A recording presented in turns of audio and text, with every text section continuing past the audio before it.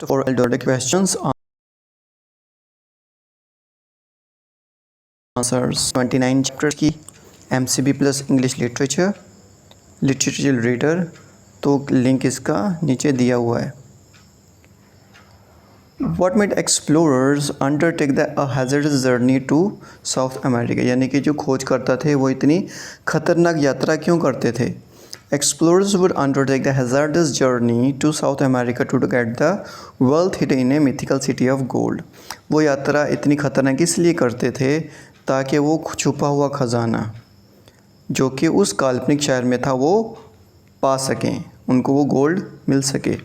Although the city of gold exists only in myths, हालांकि ये सोने का जो शहर है ये सिर्फ कल्पनाओं में ही है।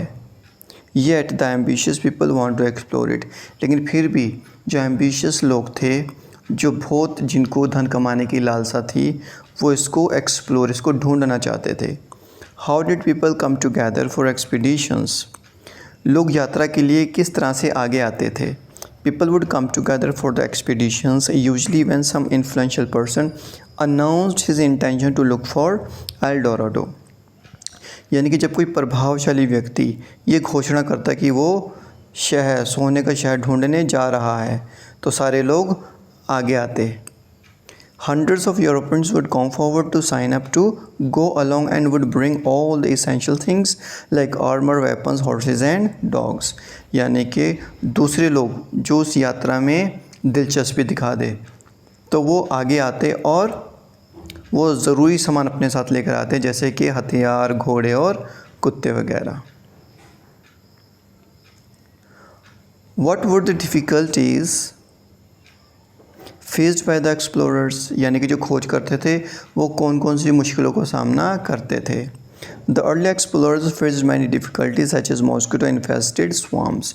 वो बहुत ज़्यादा मुश्किलों का सामना करते थे, जैसे कि मच्छरों से भरी हुई दलदल, हॉट प्लेन्स, गर्म घास के मैदान, फ्लडेड रिवर्स, ऐसी नदियाँ जिसमें बाढ़ आती थी, एंड डेंजरस माउंटेन पासेस, और बहुत ख़तरनाक पहाड़ों के रास्ते।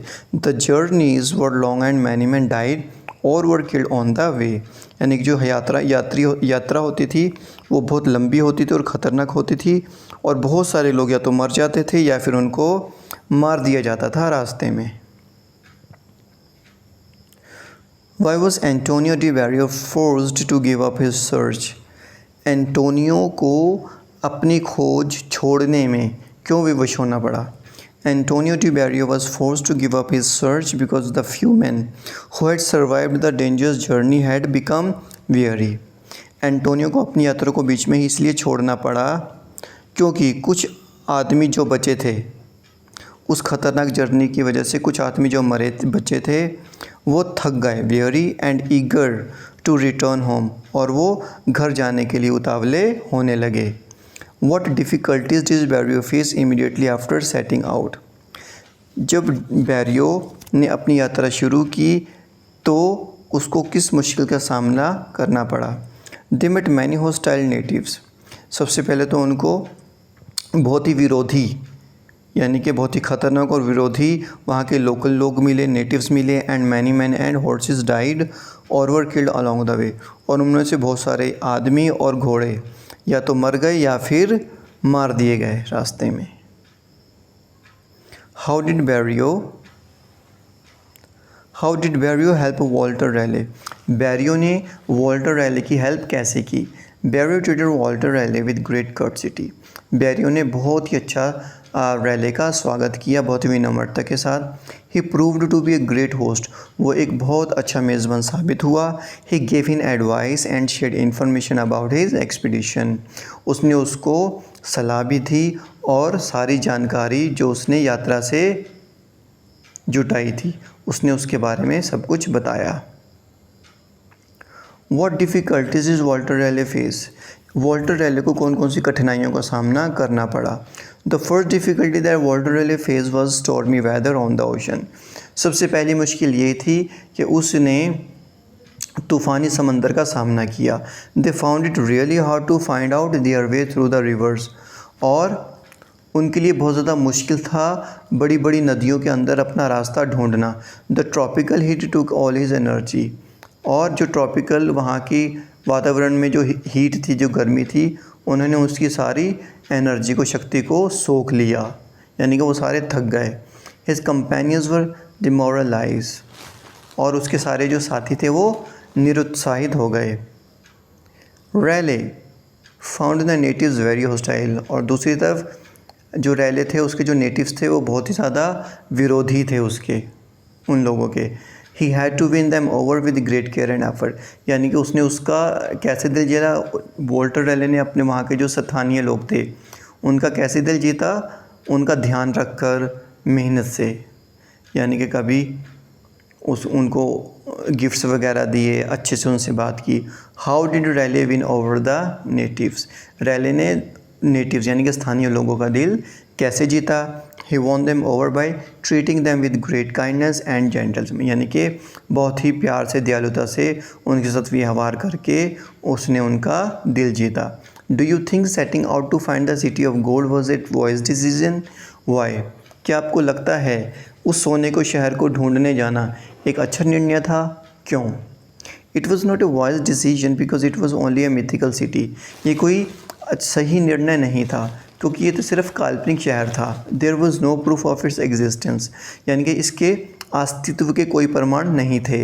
Risking lives and depleting resources to achieve something, यानी कि अपने जीवन को जोखिम में डालना और अपने सारे सामान का नुकसान करना, जैसे कि पैसा, time, energy, to achieve something, ऐसी चीज़ को पाने के लिए that might not exist in the real world, जो असल संसार में एग्जिस्ट नहीं करती, अस्तित्व नहीं है जिसका, इज़ एन इर्रेशनल डिसीजन, यानी कि ये तो बहुत ही नासमझी वाला निर्णय है। What do you think people undertook such hazardous journey, अच्छा आपको ऐसा क्यों लगता है कि लोग इतना ख़तरनाक सफ़र, यात्रा क्यों करते हैं? People undertook such hazardous journeys because they thought they would find gold and unimaginable wealth after enduring the hardships of the expedition। वो इतनी ख़तरनाक यात्राएं इसलिए करते थे कि उनको लगता कि शायद उनको वो जो सारा सोना है और ऐसा धन जिसके बारे में कल्पना भी नहीं की जा सकती, ये सारी हार्डशिप यानी कि दिक्कतें, मुश्किलें उठाकर वो उस सारे ख़जाने को हासिल कर लेंगे।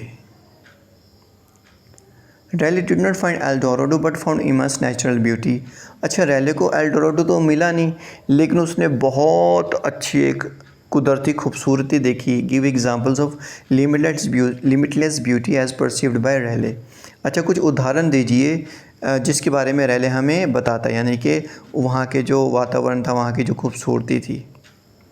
Raleigh wrote about the beauty he found on the river banks, Raleigh उस खूबसूरती के बारे में लिखता है जो कि उसने नदी के किनारे देखी। He saw birds of all colours, उसने हर रंग के पक्षी देखे। It was a great sight to see, ये बहुत ही सुंदर नज़ारा था, देखने के काबिल था। Raleigh found the country side more beautiful than any he had seen before, यानी कि इससे अच्छा सुंदर नज़ारा उसने कभी भी नहीं देखा था अपनी लाइफ में। He spend a lot of time there and befriended the chief of a tribe, उसने बहुत सारा समय अपना वहाँ पर बिताया और वहाँ के जो चीफ था, वहाँ का जो मुखिया था, उससे उसने दोस्ती करी।